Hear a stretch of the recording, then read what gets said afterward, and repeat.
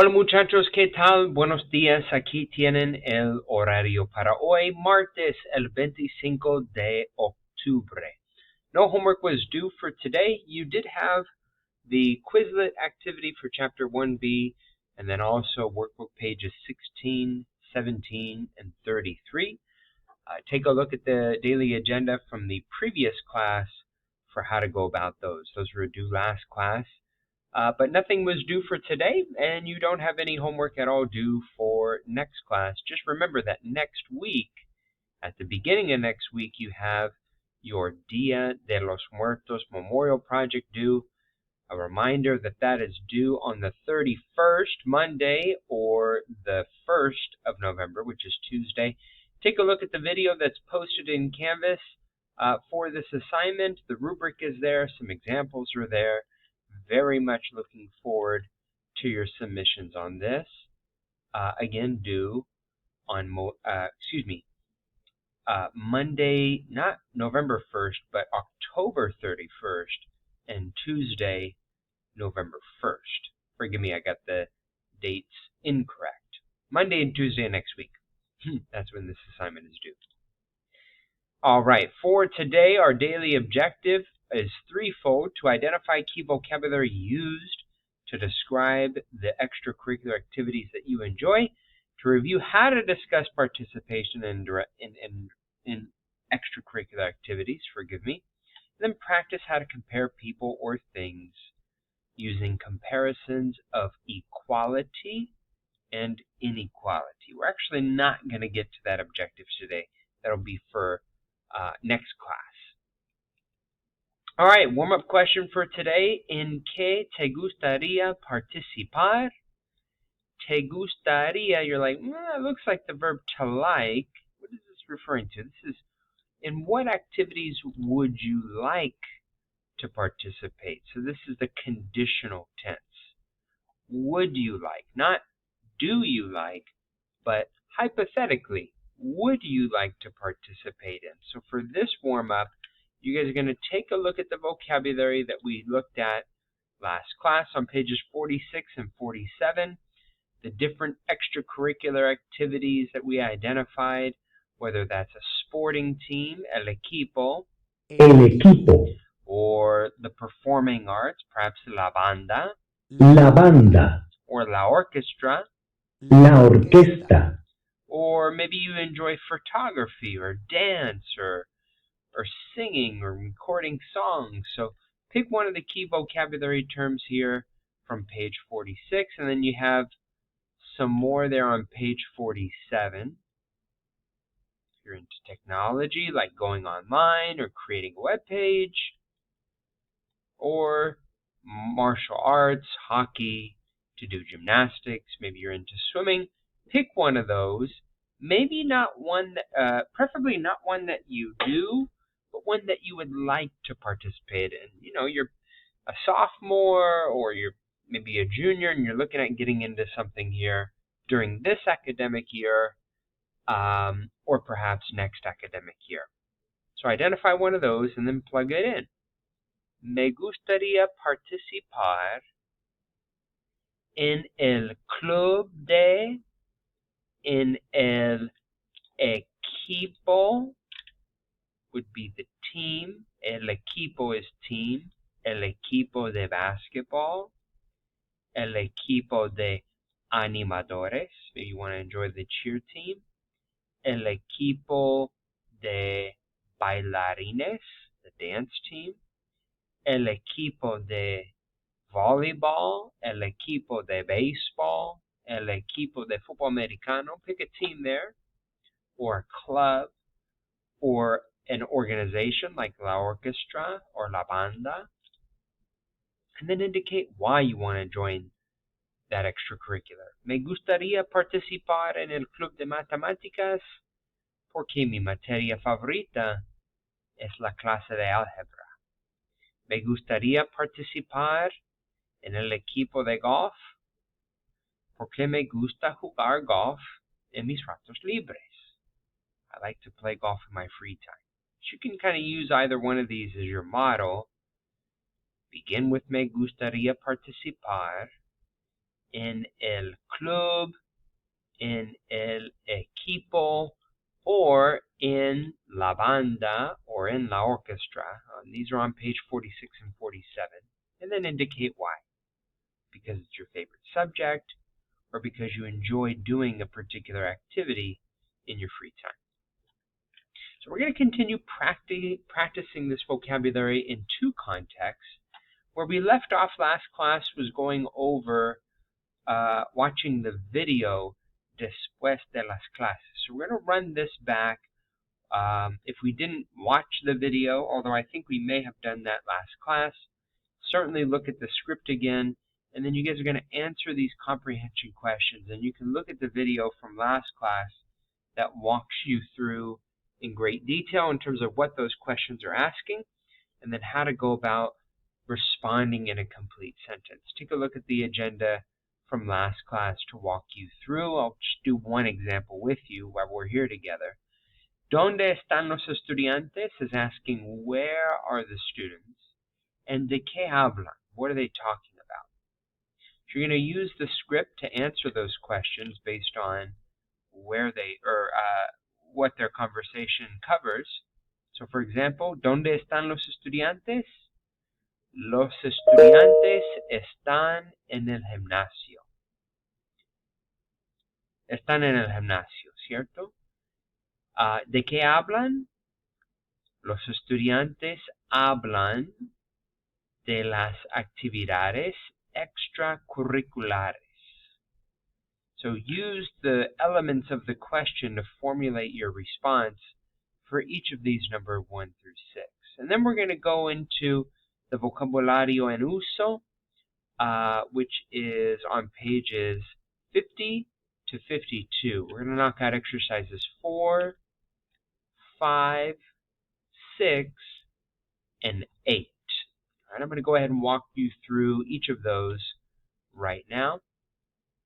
Ejercicio 4, tienes dos opciones. You have two responses, two possibilities for each of these. And you're going to pick the word, the term that makes the most sense. Page 68 of the textbook is your glossary for this chapter. So you can go there in addition to what you probably already have set aside in your notebooks, or what you have saved in Quizlet, wherever you guys like to organize your vocab. You have it nice and organized here on page 68 as well. So utilizing that vocab, pick the term that makes the most sense. For example, mis amigos y yo participamos is to participate. Volvemos is to return. So since we're talking about actividades extracurriculares, it makes more sense to use participamos there. So that's exercise 4. Exercise 5 asks you to read the descriptions, and then again, referring back to the vocabulary that we went over last class, pick one of these individuals that best fit that description. These are terms that describe people in terms of their extracurricular involvement, whether that's animador, el animador, or la música, la música, or la fotógrafa. la fotógrafa. These are different terms that refer to individuals and the extracurriculars they participate in. So like for number 1 of exercise 5, saca fotos como pasatiempo o para su trabajo. This person takes pictures as a hobby or pastime or as their job. That most certainly is describing una fotógrafa or un fotógrafo. This is just a difference in terms of gender. They're the same extracurricular. They refer to the same type of extracurricular activity. So number 1 would be fotógrafo, right? Someone who takes pictures, saca fotos, as a hobby or as a job. So pick the individual that fits each of those descriptions. Exercise 6, we're going to be doing a mini conversation. You guys are going to be asking your partner, your table mate, do they know anyone who participates in any of these extracurricular activities? Here's what your conversation is going to sound like. ¿Conoces a un miembro de la banda? No, no conozco a ningún miembro de la banda.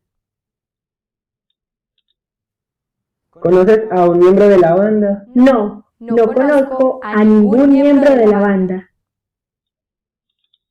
Entonces, ¿conoces a un miembro de? Do you know? This is the verb conocer we're going to be looking at later this chapter. ¿Conoces a un miembro de la banda? Do you know a member of the band? If you know a member of the band, for example, it would be sí. Yo conozco a. Yes, I know. Yo conozco.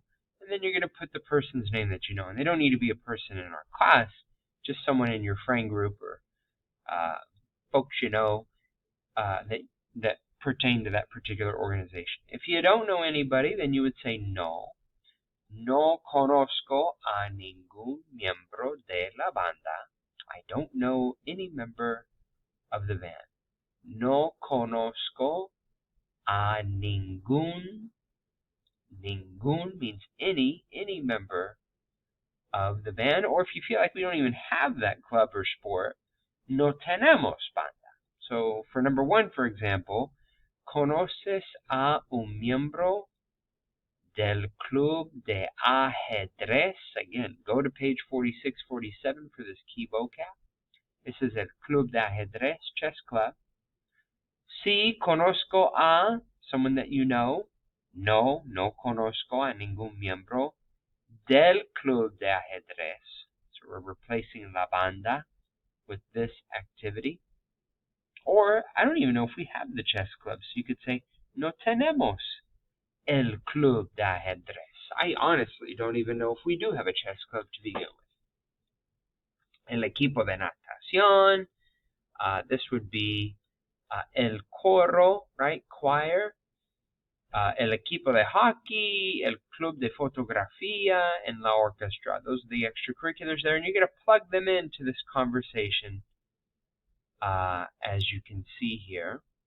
And for the first example in part B, you don't need to write all this or respond with all this. Let's just identify the people that you know, if you know someone who participates in this extracurricular.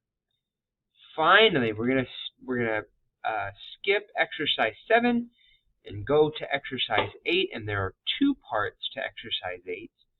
The first part is to identify three